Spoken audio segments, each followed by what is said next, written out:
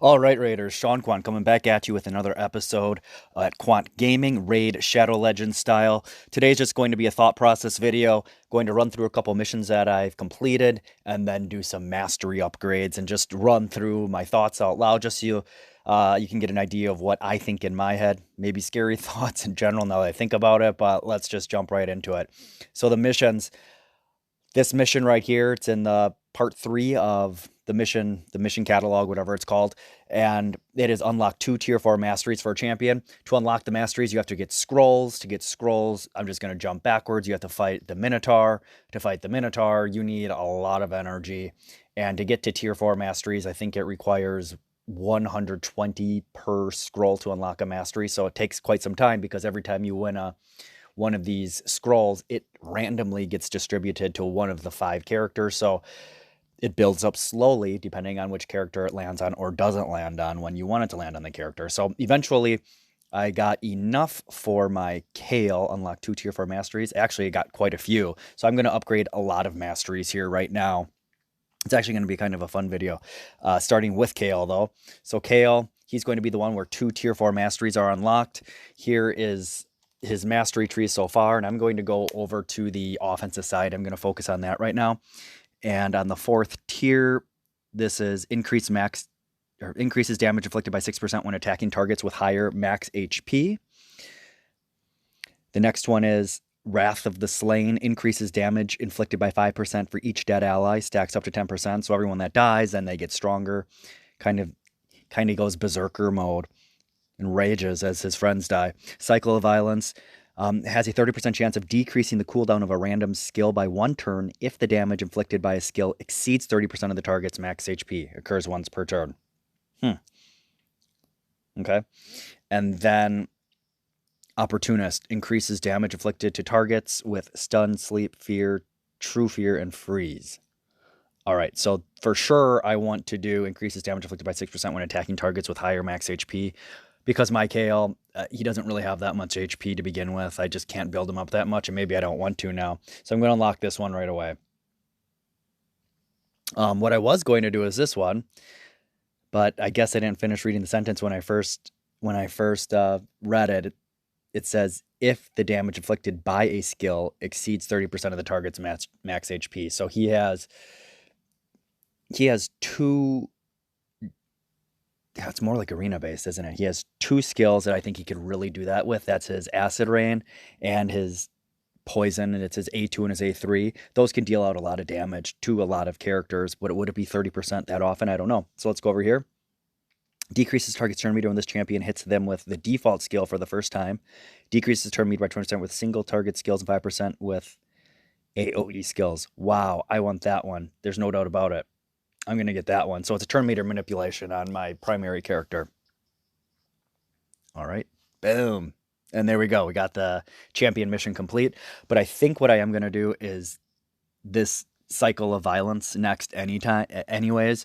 So his 3rd one will be for that. Cool. Now Kale is much stronger. Really excited about that. Next one is Adriel, my primary support character. And I already know what I'm going to do with her, but I'll read her tier 4 masteries on support. The first one is increases the amount of healing and the value of shield buffs placed on by this champion by 15% if the target ally has stun, sleep, fear, true fear, or freeze debuffs. Next one is has a 5% chance, Cycle of Magic, I should say the name. Cycle of Magic has a 5% chance of decreasing the cooldown of a random skill by 1 turn at the start of every turn. Next one is Lore of Steel, increases the base stat set bonuses of all artifact sets that increase base stats by 15%. This increases multiplicative, not additive. So what that means is anytime you're wearing like the sets of 2 artifacts, and I think she has quite a few, I'll just jump right out. Artifacts, she's wearing this Divine Speed, and the speed is 12% and 15% hit points. So she'll get an additional 15% on that 15. So what is that? 1.5%. So it'll be 16.5%. And I have a bunch of 2-setters on her. So I think I'm going to do that one. But I'm going to jump back to Masteries and read the last one anyways. And this is decreases the target turn meter when this champion hits them with the default skill for the first time. So the one that Kale just got, Evil Eye. So it's the turn meter manipulation. I definitely want her to have this. Now, she is my healer, so it might be obvious to choose this heal. However, I just think that the 2% gain in heal over the hit points that she's casting does not, and it under these specific instances when someone's on stun, sleep, fear, true fear, or freeze, those are the only instances where that happens. So it's not all the time. Whereas this turn meter manipulation will be all the time, but I can't unlock that turn meter until I first unlock the Lore of Steel. So I'm going to unlock this Lore of Steel. Boom. Then the next one will be the turn meter manipulation on her. So she's actually going to be really weird. She's going to do the Evil Eye, and then I'm going to jump back, getting into tier 5 really quick, into the speed, just so I can get back to this one. Has a 30% chance to extend the duration of any buff cast by this champion by 1 turn. She casts buffs and debuffs, but her best skill is the reflect damage buff when she puts a heal on. So if that could be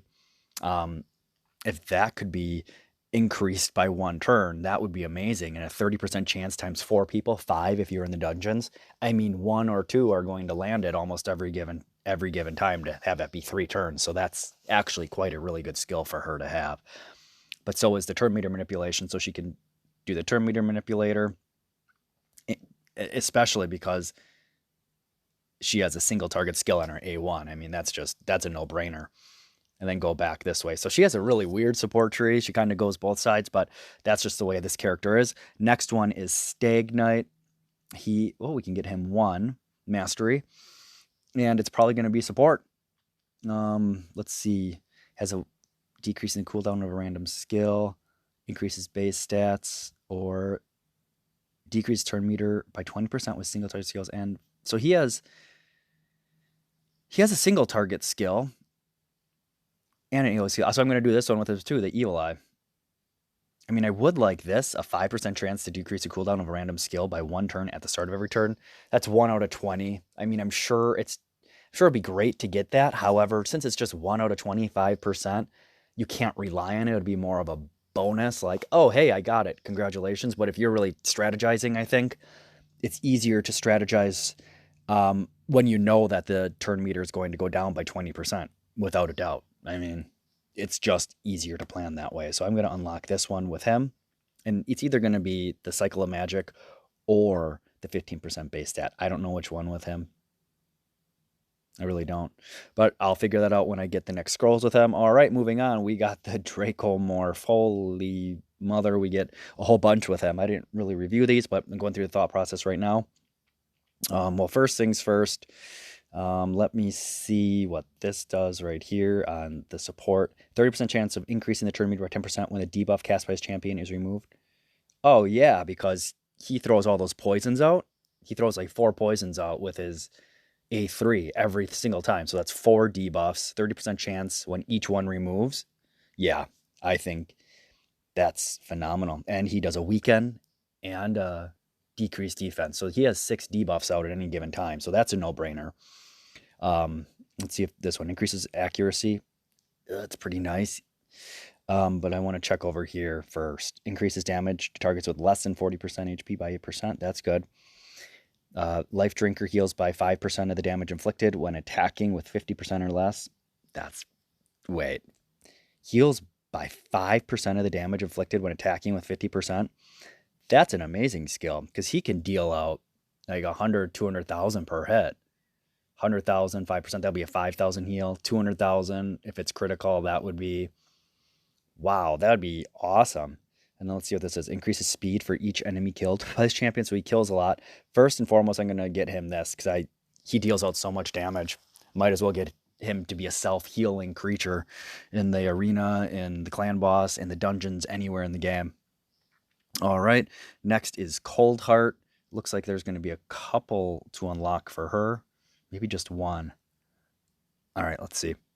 Increases damage inflicted to targets. Well, it's all the same. So single out. Increases damage inflicted to targets with less than 40% HP. That's nice. That's really nice because she deals so much damage to begin with. So to even give her more, if she even needs it. Increases speed for each enemy killed by his champion. She kills a lot of champions. It has 30% chance of increasing the turn meter by 10% when a debuff cast by his champion is removed or expires.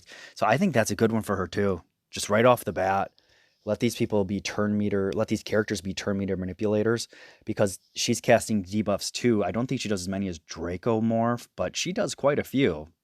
She gets the heal reduction on one character, poisons if there's a heal reduction. I mean, she does a pretty good job of doing that. I think I'm going to go with that first, so she can also be a turn meter manipulator more than what she is on her A3, which is the Heartseeker. So I'm going to do that with her. And then with my man Apothecary, let's see what he can do. All right, so obviously he's going to be support, and this first one is Healing Savior, increases the amount of healing and the value of shield buffs placed by his champion by 10% if the target ally has 40% hit points or less. I think that's good. It has 30% chance of increasing the turn meter to 10% when a buff cast by his champion is removed or expires. Yes, I want that. He already does turn meter manipulation, but he casts speed buffs on everybody. So, I mean, when you reduce the speed, you're changing the turn meter, okay? Accuracy for each enemy alive, and 30% turn meter when a debuff. He's not casting that. So actually, I'm going to do his two. I'm not even going to go to offense right now. I'm only more concerned about his ability to continue to manipulate the turn meter and heal right now at this part of his tree. So I think that's it for the characters. Oh, look at what Lightsworn. He has one mastery to unlock. I don't know what I'm going to do with him yet. I'm going to build up more scrolls and do a couple of them at a time. So that was it for the masteries. Going to jump back to the missions real quickly. Oh, collect 150 energy. My goodness, what a nice prize. We already got that one. So the next one is win 10 5-star, 6-star artifacts from stage 10 or higher of the Ice Golems Peak. That's great because there's an Ice Golems tournament right now, so I'll get that done. After that, it's get 2 rank 6 champions. That's retroactive. I'll have that completed. Then win 1 superior spirit potion from stage 10. That is the spirit potion keep is open right now. Clear stage 7 will be done, and then that will leave me at the end of today at this Dragon's Lair mission. So the next 4 should be pretty straightforward, but the Dragon's Lair mission, and wait until there's potentially a Dragon's Lair tournament, and I go from there. All right, that's it for this episode. Just the thought process on how to do the masteries, planning ahead on these missions, slowly but surely working the way to that Arbiter, and that's how I do it. So thanks so much for watching. Click the like button if you would I'd appreciate if you click the like button. Subscribe if you haven't done so, and I'll see you next time.